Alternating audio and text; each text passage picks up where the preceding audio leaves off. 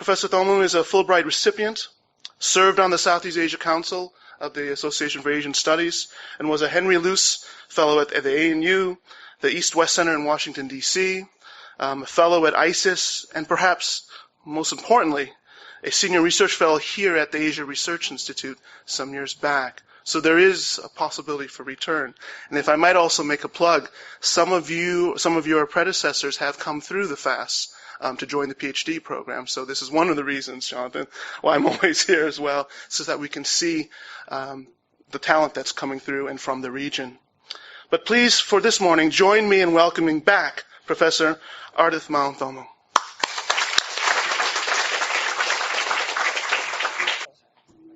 Oh, very nice. Thank you so much, Maitri, for such a generous and flattering introduction. I would first like to thank my profound appreciation for the organizing committee of ARI to invite me here. It's such a pleasure to be back here.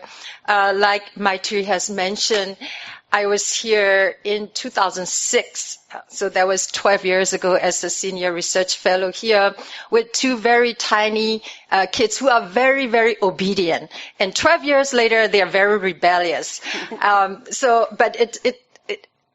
Time flies. However, I felt like it was yesterday, and it was such a pleasure and an honor to be back as a speaker here, and to be giving a talk at a conference that tried to promote and foster professional development and exchange of ideas and knowledge. I really look forward to hearing ideas and new findings that will be presented and discussed at this conference. So recently, you're going to notice that Myanmar has been getting a lot of attention in the news with regard to a mass outflow of minority populations who are known as Rohingyas into Bangladesh, amidst the reports of atrocities, rapes, killings, and burnings of villages by Myanmar Army. So here is a comparison of refugees from Burma with refugees from Syria, Somalia, and Vietnam. And the vertical index indicates the number of refugees. Horizontal index indicates the length of time. So you can see here, in less than 2 months, there were about 500,000 refugees fleeing from the country in comparison with 365,000 Syrian refugees and 306,000 Somalian refugees in a year, and 100,000 refugees from Vietnam in 3 years. As of May 2018, May 24th, there are estimated 905,000 refugees at Cox's Bazar, Bangladesh, Burma border, and the refugee camp at Cox's Bazar is now amongst the crowded one in the world. So it's not surprising that Myanmar has been brought under international spotlight because of the scale of crisis and violence in a relatively short period of time, which has never seen before. So my talk mainly focuses on ethical and pragmatic challenges faced by academic scholars, graduate students who are doing research in difficult environments, and in this case, Myanmar. I want to show how this humanitarian crisis in Rakhine State impacts scholar communities. And I would also assess the various response taken by individual scholars and the consequential implications that most of us face over this short period of time. So, out of Southeast Asian countries, I would say that Myanmar has been one of the most difficult places to conduct a field research because of a long history of military and authoritarian rule. Until 2010, very few foreigners studied Burma due to restrictions imposed by the government on academic research, due to civil war, due to conflict conditions, and the relatively small amount of available and reliable data. even if researchers went into the country, there's always a risk of get caught. There's always a risk of being interrogated. There's always a risk of endangering the life and welfare of people who came to associate with us. In addition to that, the military rule has also had spillover effect on the academic community on Myanmar. I would say that Burma's study was a highly polarized academic community between those who are seen as favoring the military government, or at least who remain silent about the military atrocities on the one hand, and those who are publicly critical of the regime on the other hand. This situation has, however, changed after the newly elected government, which was still controlled by former military officers and military, undertook a number of political reforms and opened its country to outsiders. And after the opposition political party National League for Democracy won a landslide victory and was allowed to take control over the government in 2016. As new researchers enter the country, and the field has become more diverse, more vibrant, and less polarized. However, in 2017, Myanmar studies has become polarized again due to the crisis in Rakhine State in western Myanmar.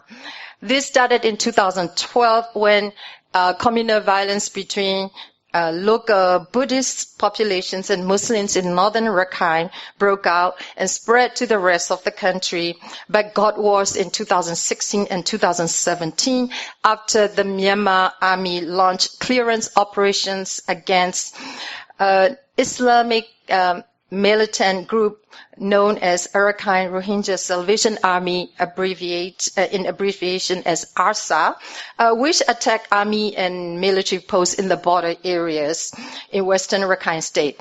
The United Nations referred to the following mass outflow of populations and the reported violations of human rights as, quote, a textbook example of ethnic cleansing. Aung San Suu Kyi, who is the famous opposition leader and Nobel Prize winner, who is now heading the government, came under intense international criticism for her failure to speak out the military brutal campaign. And some universities, cities, organizations withdrew awards, honors, and recognitions that were previously given to her. Some foreign countries reduced aid and tried to reduce various forms of military, political, and civilian engagements with the government.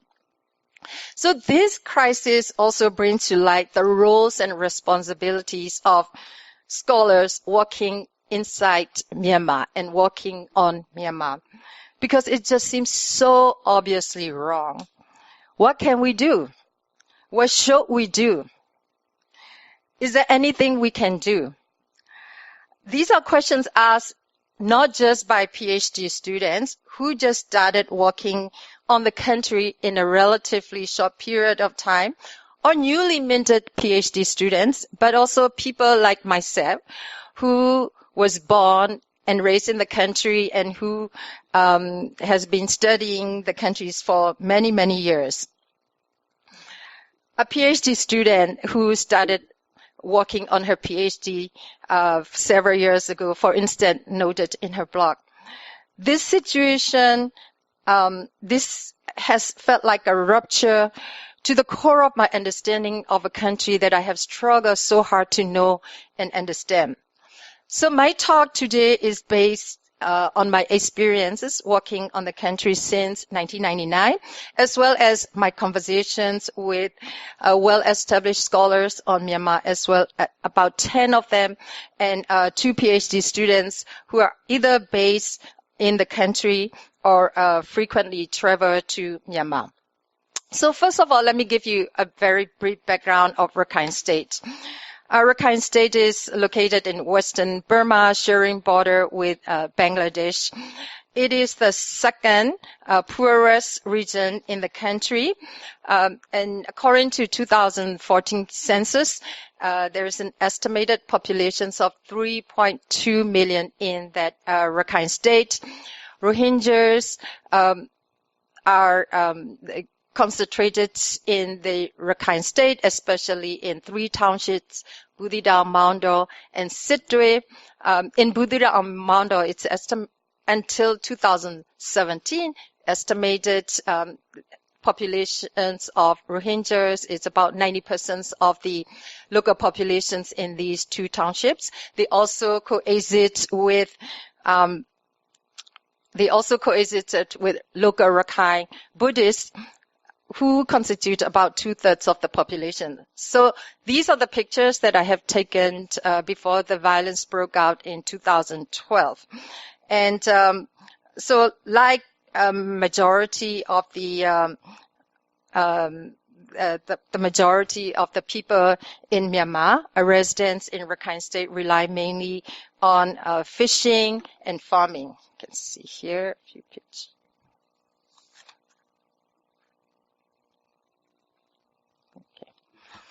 So who are the Rohingyas? Evidence of the presence of Muslims in Northern Rakhine State can be traced back to as far as 15th century or even earlier, but there were different waves of Muslims, populations who came from diverse ethnic origins, which range from Persians to India. So a historian, Jacques Leiter, who is an expert on Rakhine history, said in his article that this great diversity of ethnic origins and social backgrounds of Muslims during pre-modern period seriously challenged claims made by contemporary Muslim writers of a single Rohingya identity. The number of Muslims in Rakhine State were not significant until the British occupation of Rakhine State in 1823. There were an influx of immigrant populations from the more crowded Chittagonian areas in what is now referred to as Bangladesh, in responding to the British policy to promote rice industry and availability of fertile soil, employment opportunities, and agricultural credits. Tensions started building up between local Rakhine Buddhist and Muslim communities as the members of Muslims have increased and as hardworking Chittagonians started taking over lands that were used to be operated by local Rakhine Buddhists. And the relationship between local Rakhine Buddhists and Muslims have gotten worse toward the end of World War II and resulted in the deadliest outbreak of violence during the Japanese occupations. In one of the documents written by Rakhine Buddhists, they claim that 20,000 of them were slaughtered by these immigrant populations during the Japanese occupation, and that they lost half of the villages to the Muslim in Rakhine State.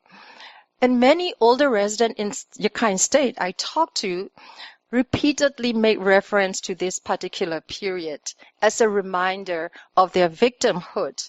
And these stories were repeated and recycled among the new generations to keep them alive.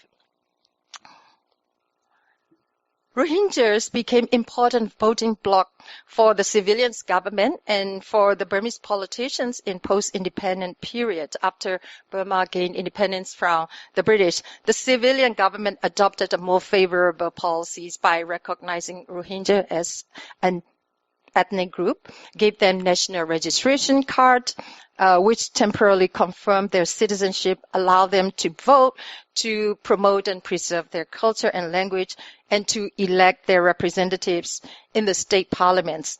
However, these practices made the local Rakhine Buddhists very nervous, who increasingly felt the growing political and economic influence of Rohingyas in the region. Some Muslims also led Mujahid rebellion against the central government in the campaign to form an autonomous Muslim territory in Rakhine State following independence, but they were defeated in 1961. And many Rakhine Buddhists refer to this secessionist movement as a warning for their potential threat to the survival of Rakhine State and Buddhist religion. Rakhine nationalists claim that Mujahids also destroyed 40 villages and displaced many Rakhine populations during this period. So this relatively favorable treatment of Rohingyas populations under the civilian government ended after the military regime came to power in 1962. The military government regarded them as illegal immigrants, stripped them of their citizenship, and drove them out twice, one in 1978 and the other wave in 1992. The first resulted in the massive outflow of 200,000 people, and the second wave resulted in another exodus of 250,000 populations. And in both incidences, the UNHCR intervened to pressure the government to take them back. And when they returned, they were given only temporary identification.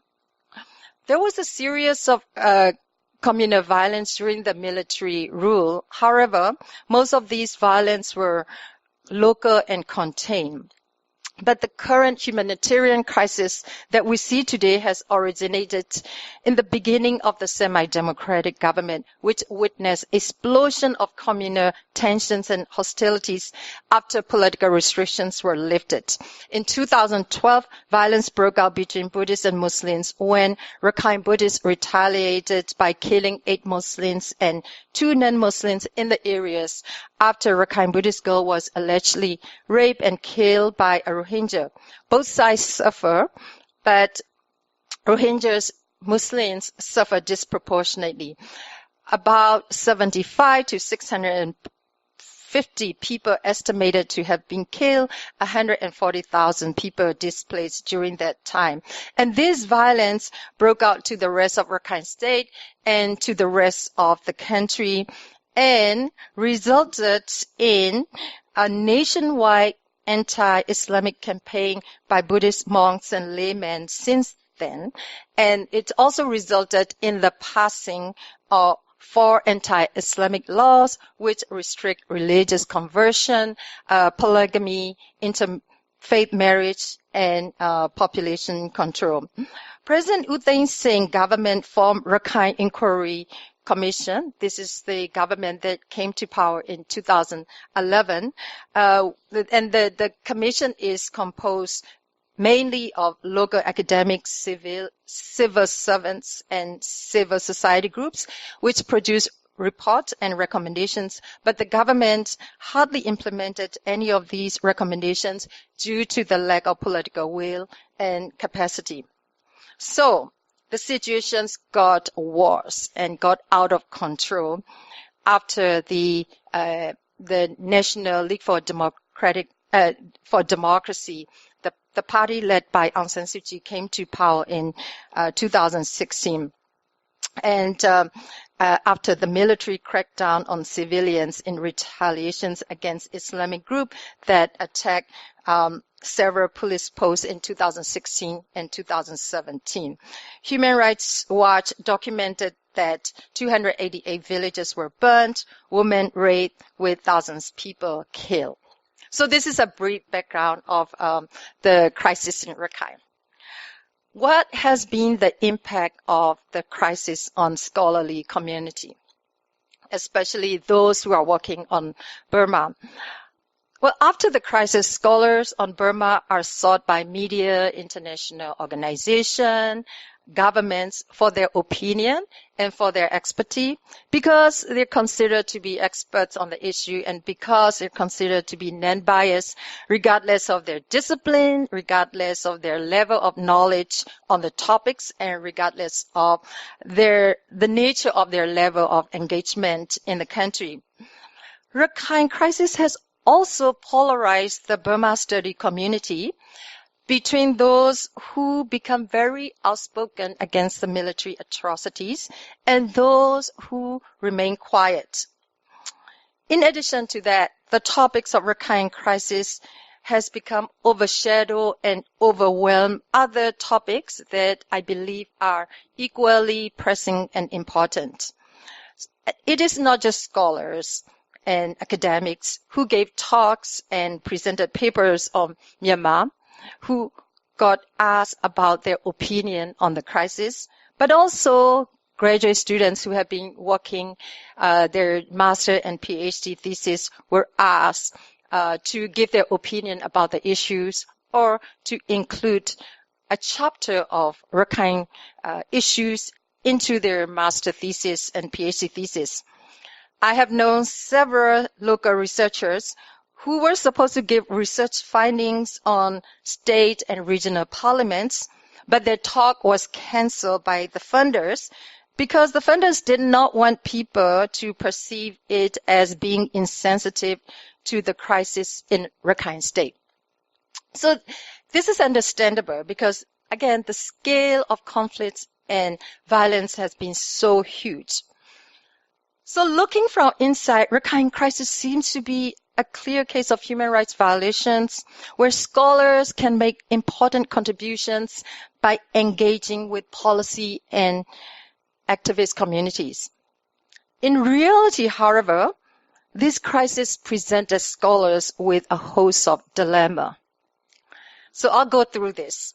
First of all, the Rakhine crisis was perceived differently by the people inside Myanmar because Rohingyas were not considered to be an officially recognized national group or to be lawful citizens of the Myanmar. So there has been a gap in perspectives with regard to who the Rohingyas are. Secondly, not all of us are experts on the issue. Not all of us are working on Rakhine State.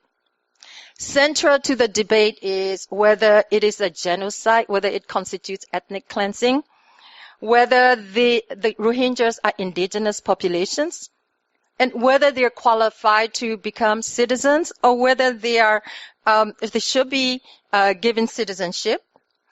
And so many of the scholars I have talked to were reluctant to talk about the issues because they don't feel like they're qualified to talk about the issues. So one of the established scholars I have talked to said in quote, I said to the media that I'm not an expert on Rakhine and that I have not done fieldwork in Rakhine State. So what I can give is wider background to the political situations in Myanmar, like more contextual overview. Another scholar, who is also well established in the field, said, ultimately, I do believe that as academic and as a researcher, it is important that I only speak about what I know, both to maintain my own authority and to ensure that the political debate is accurate. The main difficulty I have is that I have never conducted any research in Rakhine State or in Bangladesh. Finally, scholars have different sets of ethical obligations and considerations to the community and to the people we have come to associate with. And this sentiment is very well articulated by a PhD student whose statement I have presented earlier. She said, quote, my personal relationships with people from Myanmar have made public stance complicated. Dr. Matt Walton, who is a leading scholar on Myanmar studies, particularly on religion and Buddhism, said, we had different sets of considerations than government bodies or organizations that simply dispense and withdraw honors and awards. Here at the program on modern Burma studies, we have obligations to our students in the field, our research partners in Myanmar, and other Burmese groups and individuals with whom we have worked collaboratively in the past. We have deep relationship, many groups in the country, and believe that our work contributes in a number of ways. So, the challenge we have faced as scholars is that the popular perceptions inside Burma is that these Rohingyas are illegal immigrants. So they generated very little sympathy for their plights.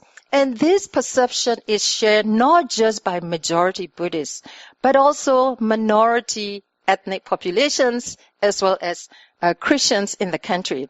So to give you an example of a quote by the PhD student, having worked in Karen State, which is an ethnic minority region, I have found it even more horrifying to see people justify the same tactics that the military used against their very people for generations. So this is totally incomprehensible. Beyond some brave Karen elites, why do so few of my friends share any sympathy for the plight of those who have been forced to flee amidst terror, burning villages, rape and murder, like they and their own families have experienced? I have found it especially difficult to reconcile my experience of Burmese people as unbelievably kind and generous with the vociferous defense many have voiced over the military violence against their Rohingyas. So there has not been any overlap agreements between the perceptions of international communities and the perceptions of the local populations inside the country. And here are some points of contentions that I want to show you, and there seems to be no middle positions here. So one of the examples of the gap between international communities and the local populations is the term they refer to the people. Local populations strongly oppose the use of Rohingya because they're afraid that if you refer to them as Rohingya, they will automatically be recognized as one of the officially recognized group in the country. So under the citizenship law, members of any officially recognized group are automatically eligible to become citizens. So if you recognize them as Rohingya, you indirectly recognize them as one of the recognized group, and therefore they will be eligible for citizenship. Then according to, in order to be officially recognized groups, you need to be indigenous populations who came to Myanmar, who settled in Burma before 1823, which was the British occupation of Rakhine State. And currently there are 135 officially designated indigenous groups, which do not include Rohingya.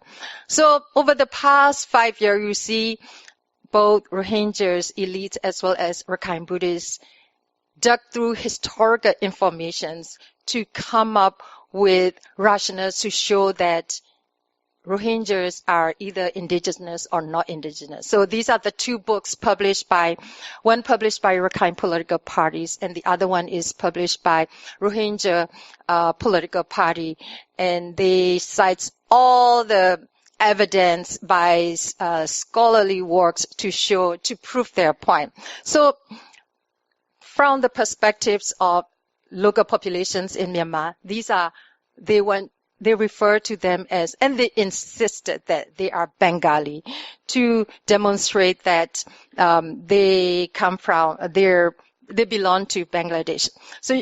So you can see that the point of divisions here, why the international communities consider Rohingyas as either citizens or they're eligible for the citizens of Myanmar. Local populations see them as illegal immigrants, while international communities see this as ethnic cleansing and genocide of Rakhine populations. The Rakhine and Myanmar populations see this as human rights violations by extremist Islamic organizations against Buddhists and non-Muslims. And local residents also feel that international focus has been more on Rohingyas rather than on Buddhists and non-Muslims, who also suffer from the violence and atrocities.